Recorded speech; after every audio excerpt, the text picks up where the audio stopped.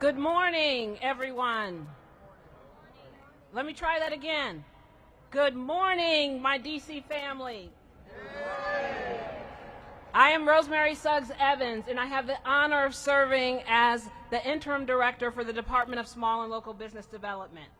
And I cannot tell you how excited I am to spend this New Year's week with you all here today, talking about the launching of the Mayor's FY24 Green Book.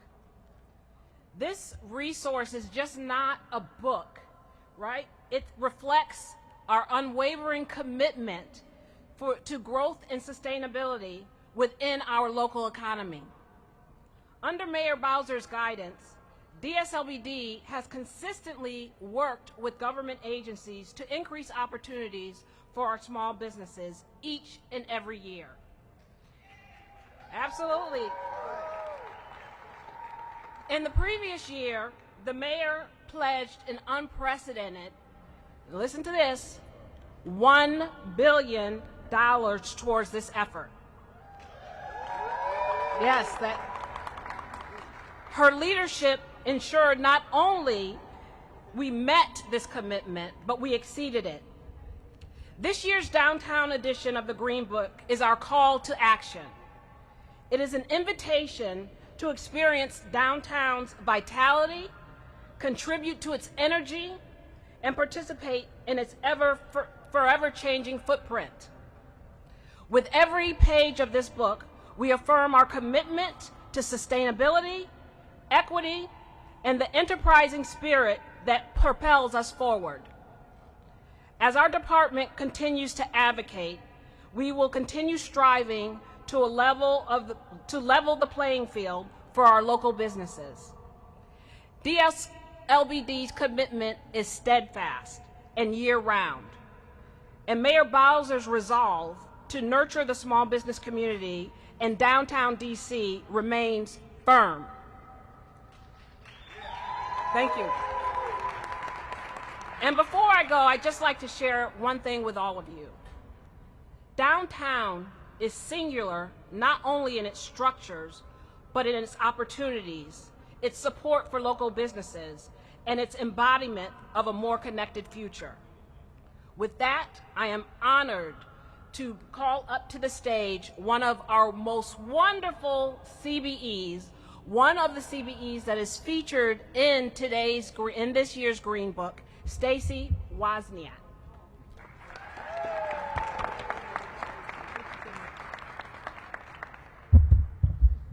Good morning. My name is Stacy Wozniak, and I'm the owner of All Bets. All Bets is a sports betting platform. It's an honor and a privilege to stand before you to introduce our esteemed mayor, who has been relentless advocate for local businesses and community empowerment. But before I do, I would like to express a heartfelt appreciation to our CBE community and DSLBD, specifically Keith Howard and Angela Freeman for calling to check on us, always making sure that we keep going. As a CBE, All Bets has experienced firsthand the profound impact of this initiative. The program has not only provided us with invaluable opportunities, but also been a testament to our city's commitment to nurturing and empowering local businesses. This journey, while immensely rewarding, has been challenging. Being a CBE requires dedication, resiliency, and unwavering commitment to excellence. However, the rewards are equally significant.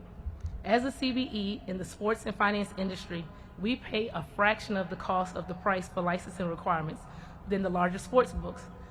This allows us the opportunity to enter the industry, and it makes it affordable and attainable. As a CBE, it's our goal to be the first female minority-led sports book in the district. This is a big dream and a big goal to accomplish. Thank you. And we're dreaming big for 2024. With the support and growth we've experienced in the CBE program, it's been exceptional and it's contributed to the growth of my business. And to all my fellow small business owners and entrepreneurs who are interested in becoming a CBE, I say this: the program is a powerful tool, and this true potential can be unlocked through hard work, perseverance, and a clear vision.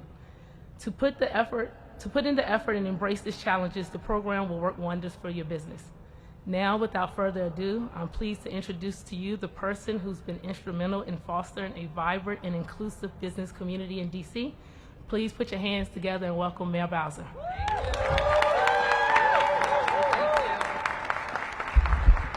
Well, good evening, everybody. I am very happy to see everyone here. And isn't the square beautiful? Isn't it?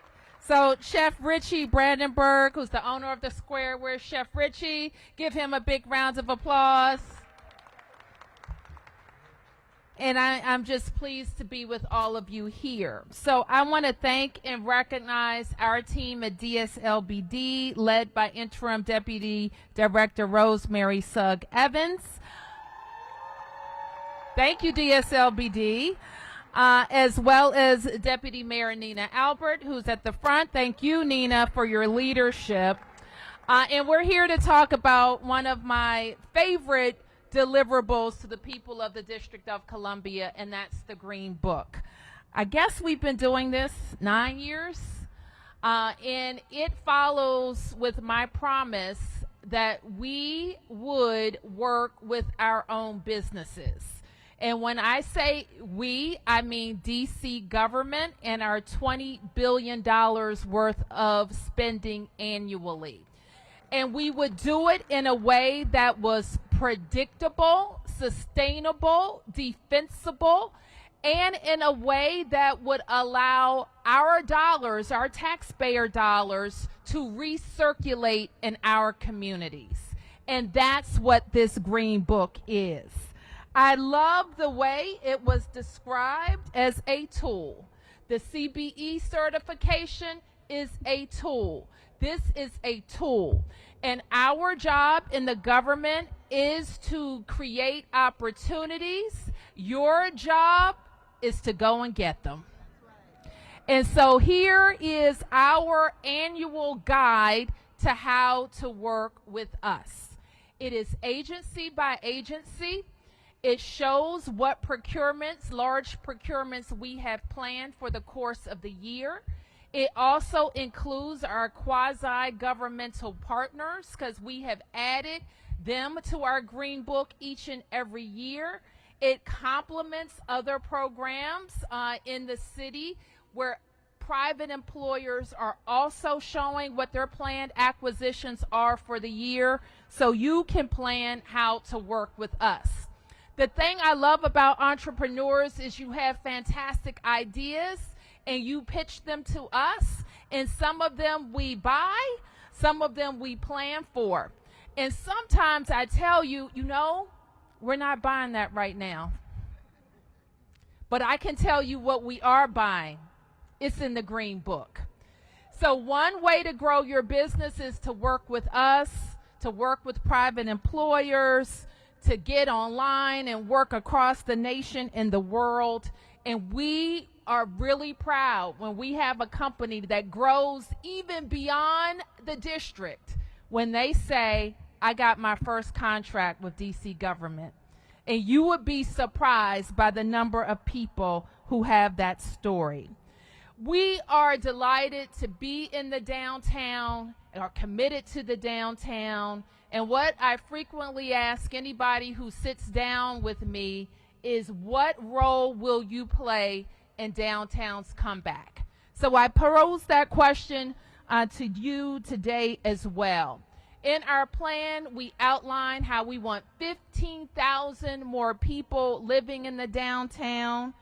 We have outlined and funded and will implement a housing in downtown program. And at the same time, we're focused on all 8 wards of the District of Columbia, making sure that they're affordable, safe, and have the types of quality amenities that everyone in DC wants and expect. So we are very focused on making sure we have a strong economy, a resilient economy, and a growing city. So with that, I want to thank you, and remember, this is what we're buying this year. So let's go get after those opportunities. Thank you, everybody. So with that, I want to ask our director of the DC's comeback in the downtown and elsewhere, Deputy Mayor Nina Albert. Good morning, everyone. Let's give another big round of applause to the DC businesses here today and to the DSLBD team.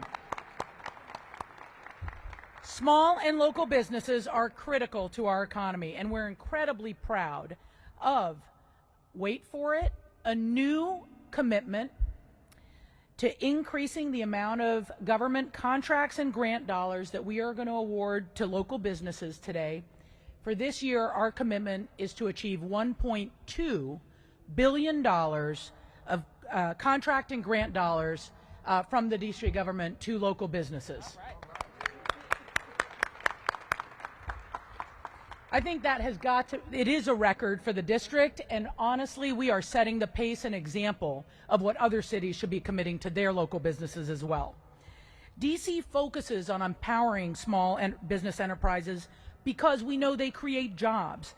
They are a source of innovation, and they deliver goods, services, and experiences that support our neighborhoods and keep our city thriving. This is why being here in downtown today at the Square is so meaningful. This is the place that we are in today is a unique global food market right on K Street. It's a one-of-a-kind experience for the patrons who come here, and it's a community of businesses that share cooking space, equipment, supplies, and other logistical support.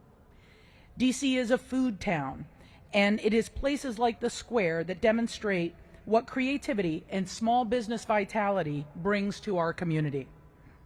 I want to put on your record that DMPET is getting ready to announce a new round of grants, including the Downtown Recovery Grant Program, which will be funding businesses opening or expanding into retail space that has been vacant for more than 6 months. I'd encourage all of our business here and those listening on to take a look for that announcement coming in the next month. I think the mayor said it best. We want people to know that DC is a great place to do business. We have incredible talent. We have incredible entrepreneurs.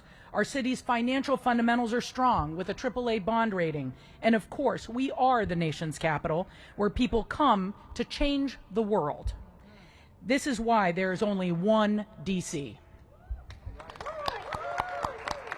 That's our story, that's our strength, and we're going to keep talking about why DC is a great place to do business. We're continuing to invest in supporting our businesses, connecting aspiring entrepreneurs to capital, and making it easy to start a business here, maintain it, and thrive. With that, it is my pleasure to turn over the microphone to Chef Richie Bradenberg, co-founder of The Square, to close us out. Thank you. Thank you all. Welcome to The Square. Really excited to have you all out here today. Wanted to introduce to our group. We're Unfold Hospitality. Our origins come from, we were originally Jose Andres' Delta Force, as he referred to us. We were the corporate team for Jose. We opened all Jose's projects. We were the ones behind not only those restaurants, Union Market, La Cosecha, going on and on. Our thing is food. What we do is we like to make food better and make the experiences for DC is the best possible thing we possibly can. The Square is a place that we've created in order to support the small businesses, to help them grow, to be the best that they can be. And we've come to this place in the downtown, which we believe in as someone who grew up in the DMV, remembering this as a child and being here as a child. My father worked 3 blocks that way. It's important that the downtown comes back, and the only way it's going to come back is if we all believe in it. And experiences through Union Market, the only way we can help these businesses be better. There's so much we can do in the kitchen. There's only so much that we can do in helping them manage and make money and do the right things. But really, the funding and things like the Green Book are the only things that's going to help us continue to grow and really be able to accomplish things like this, like Union Market, like a Cosecha, like everything Jose's done. So, thank you, Mayor Bowser, and thank you, thank you, Chef. Give Chef a big round of applause. Okay, questions?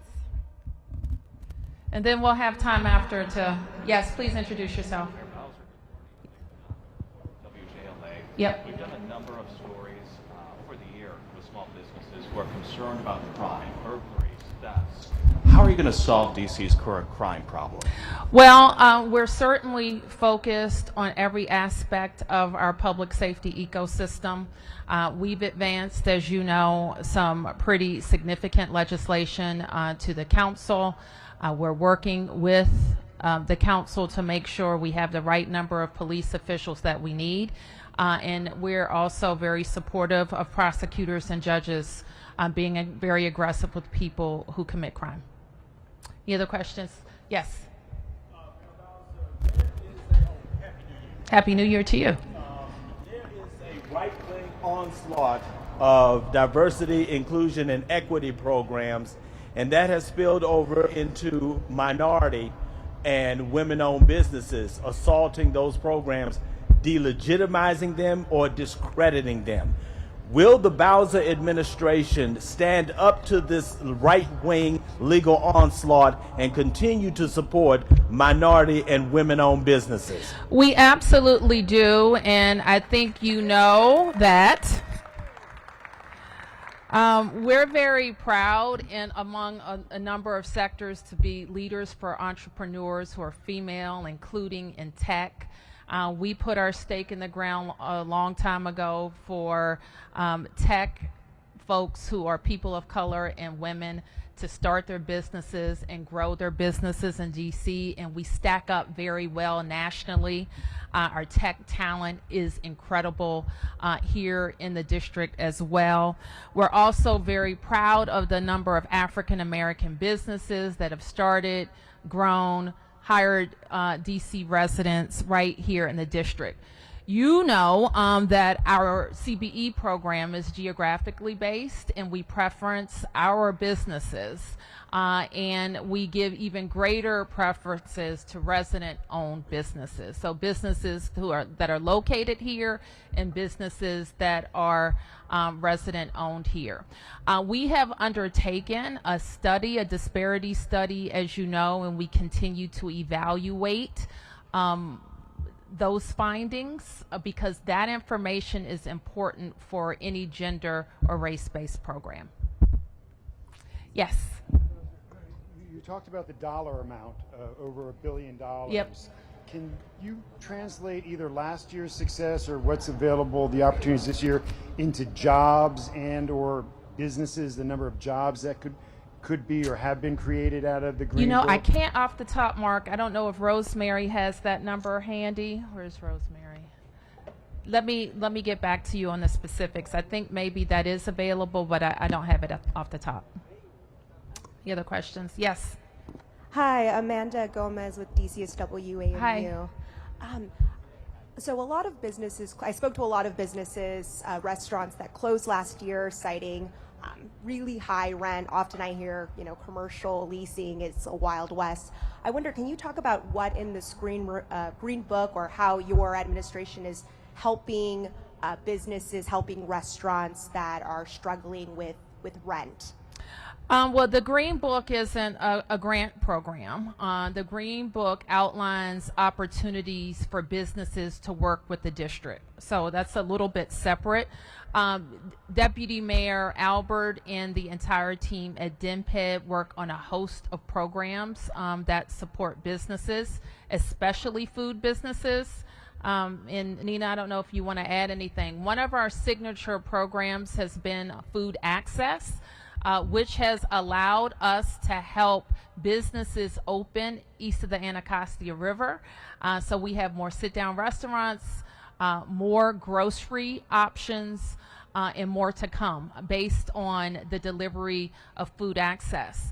We did quite a lot during the pandemic years with a fund called the Bridge Fund that businesses and a lot of restaurants took advantage of that because, hospitality was most affected during the pandemic.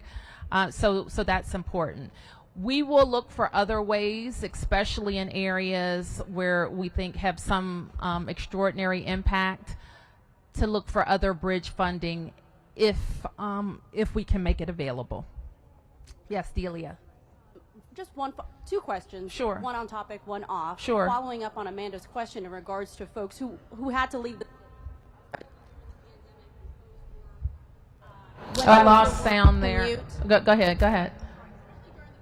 When folks were not coming into the office, a lot of businesses downtown had to close their doors. Anything that you can do to encourage those folks who once held shop in the district to come back to DC and do business here? Well, we need people to come to work. It's real simple. We need people to come to work. And we don't think that we will have a 2019 downtown, but we think we will have more people coming to the office than we do today. And we see it every single day. We see the feds have had a more significant focus on people coming into the office. So we think that's only going to grow. And we want to be supportive of those employees when they come back, because they want to go to lunch and they can come to the square, or they want to, be able to have the amenities that they had before the pandemic. And so we know we don't expect everybody to be in 5 days a week all the time, but we need most people to be coming to their offices most of the time. Now, our other strategy, as you know, is some of the offices won't come back as commercial office space. And we are very focused on how the district can be a partner in those conversions, so they become housing or some other use. So we're going to have a different downtown, is what I'm saying. Sure. Yep. Activists who were very vocal in the last couple of weeks, or was it the council's decision that they were pursuing possible legal action against you? Well, Delia, I really haven't changed my mind. I continue to be concerned about a budget maneuver that I think is not a good idea. But the council has indicated by saying that they would sue us, that they're not interested in talking about alternatives. So if they're not interested to talk about alternatives, then we have to move forward with that bad idea. So DHS is still fulfilling the increase, though you say there's still some maneuvering? You prefer that the money not go there? Oh, the DHS is moving forward, yes. Mayor, a follow-up to the SNAP question, if I may. The Attorney General had issued a memo on December 13th. That is over 20 days ago. The council is not the only entity that had voiced or expressed to your office that they were planning to sue. Why did it take at least 2 threats of lawsuits to take some action, whether you agree with the benefit or not, increasing it? Why did it take that to take action? Because we were pursuing in good faith conversations with the council about alternatives, and so until they said that they didn't want to talk anymore by virtue of threatening a lawsuit, we were going to continue pursuing discussion of alternatives in good faith. Yes. DC Mayor Bowser, thank you very much. What was the legal rationale behind bucking what the budget had called for in the first place? Well, the rationale was we have a lot of pressures in that cluster, and a short-term increase in a benefit that's fairly modest. Most people, for example, that receive SNAP benefits will see a $30 increase. And that will be temporary. It will be from January to September. And then in September, it'll go back. So the rationale, Sam, was that could we have a bigger bang for that money in another program that helps other people? So this is legally how that happens, and things happen, change in budgets all the time. That's not unusual. We would submit a reprogramming request to the council, and then we would proceed in spending the money differently. The council can say yes or no. We didn't get to that point because they indicated that by virtue of saying they would sue us, that they don't want to have that conversation. Hey, Mayor. How Yes. you doing? Michael from the Washington Post. Yes. I have 2 questions. The Sure. first is the chairman had indicated that you were supposed to meet with some members of the council next week before the legislative meeting to talk about a potential path forward or issues within DHS in terms of its fiscal constraints and staffing constraints. Is that still going to happen? Well, the meeting was to talk about SNAP. Okay. Well, will you still be talking about SNAP next week with the council? I don't know what we have to talk about it. Okay. Well, then the second question is that the statement last night credited Laura Zeilinger, the head of DHS, for the decision or rationale for not rolling out these extra benefits, and then the decision last night to implement them after all. Was this all her decision, or did you have the final say? Just trying to understand. I'm the mayor, so I always have the final say in what comes out of our administration, but I'm always going to back up my directors. Okay, so if my director comes to me and says, we got a problem, Mayor, I do this every day. I work with all of the officials in DHS who do this every single day. And it is my opinion that this is the best way to go. I'm going to back up my director every time. Yep. Hi. Yes. So two more questions on staff. I appreciate your patience on these questions. One, if you thought it was such a bad idea, as you just said, why did you sign it into law when it was passed by the council? You know, I shouldn't have. That's the answer. And it wasn't part of the normal process. Because it was what the council calls a trigger, and it was based on if new money shows up, so it wasn't something that I should have agreed to, and I won't in the future. If there are triggers that the council spends money that doesn't exist, I don't think I will be able to support that. On this, the DC Legal Aid has raised this concern that still is out there about whether or not you'll be able to provide January's benefits to the 140,000 recipients before the end of the month, or whether that you'll have to do it next month, or I guess the question is, will the recipients get that bonus money, the extra money from the budget surplus in January? I don't know the answer to that, Mark, but I can assure you that the team will work expeditiously, and if it's not exactly on January, it will be issued. But I haven't had a conversation with them about how long. There is administrative things that have to be done. There's work that the same workers are doing that they have to stop to pivot to do this.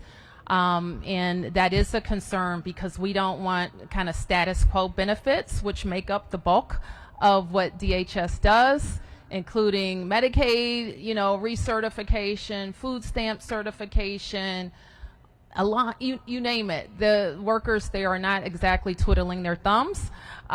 So we want to give them the opportunity to do it in the most expeditious and efficient way that also doesn't hurt the status quo programs. Hi. A question from me. The council also funded an excluded workers relief fund in a similar manner through a trigger, right? It was when they funded SNAP. I wonder, is that money still going to go to the excluded workers relief fund through Events DC, or do you similarly have a problem with that given the way that they allocated money right through this trigger?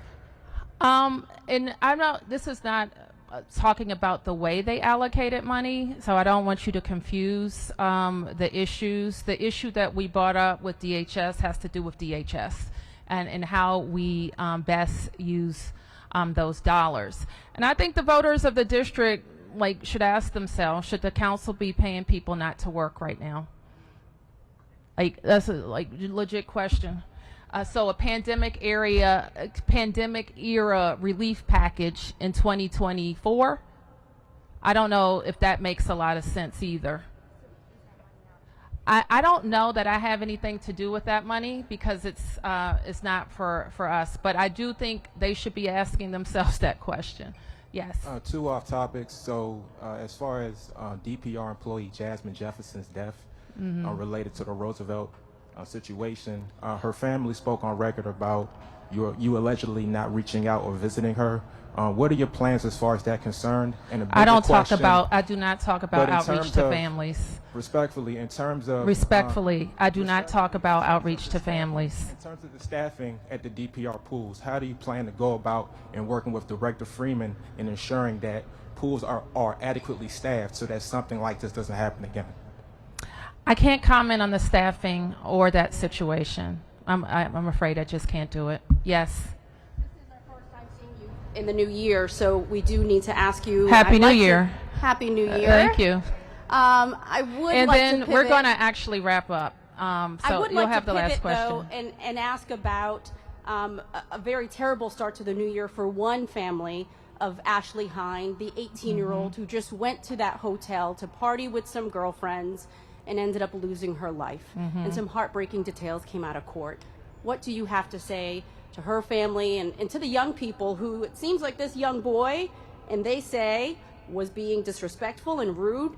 They were defending their friend, kicked the group of boys out of the hotel room, and he started shooting, killing this girl. What are your thoughts on all of that? I think it demonstrates how some young people, 18-year-old with a gun, who was part of this group that was invited there, had no regard for human life whatsoever. I don't know the details of what happened in that room, but I do know that a person there had a gun, and a delightful young lady is gone. And there are no words for that. Okay. Mayor, I do have a follow-up on the SNAP thing. You had mentioned that the process would be to submit reprogramming proposal. Was that actually done or started? No, because we had no agreement with the council on how to proceed with a reprogramming, and it would take agreement to do that. And then in terms of a business question that we have a colleague who found a vendor outside of a CVS in Columbia Heights yesterday. The CVS has empty, bare shelves. Businesses all across the district have been dealing with people going through, stealing all kinds of items. Outside that same CVS is a vendor that was selling hygiene products, detergent, for example. The vendor, had said that they got these products from some kind of location on Benning Road, flea market, like that. Can you tell us, have you directed any city agency to go through and make sure that these vendors are properly selling or getting these items from legitimate Oh, well, locations? the law has changed. I don't know if you're aware, but the council has decriminalized vending. So you can do what you want in terms of vending. What would they do if vending has been decriminalized? Illegal vending is decriminalized right now. I'm glad you raised it, though, because it has to change. And that is, we have an opportunity to do exactly that. Okay, I'm going to have to wrap up with questions. I'll be here, though, if you want to come around. That's a question. Since this was about the Green Book and how small businesses can get more work from the district, I am very sensitive that the news folks have specific questions, but for those of us that have small businesses, we are really eager to get out and get the opportunities provided by the district 100%. Thank you. One of the things that I find when I compete is that I'm competing against Maryland companies. And the larger companies that have proposal writers, big grant writers, etc., they have those folks on staff, and we are competing against them through a proposal writing process without using any politics in the background. So what would be your first 3 steps, or perhaps, anybody's first 3 steps about how do we truly compete against out-of-state or out-of-district companies for projects that we're perfectly capable of doing and doing well? Well, we try to equalize, and we don't have like a proxy for size, but we do preference our businesses, and that's how we can equal. Well, I don't know that we can control for size, but we can say you work here and do business here, you have a head start. And that's through the preference system. And the other way that we can do it is making sure that our team at DSLBD is working with our small businesses about knowing every opportunity, and also with mentor and protege relationships, because I frequently hear sometimes one of the big barriers is experience. And you will be rewarded in a competition if you have more experience, but you have to get the experience somehow. And so sometimes when people partner with larger companies or similarly sized companies that have more experience, that's a way to build a more competitive edge in the process.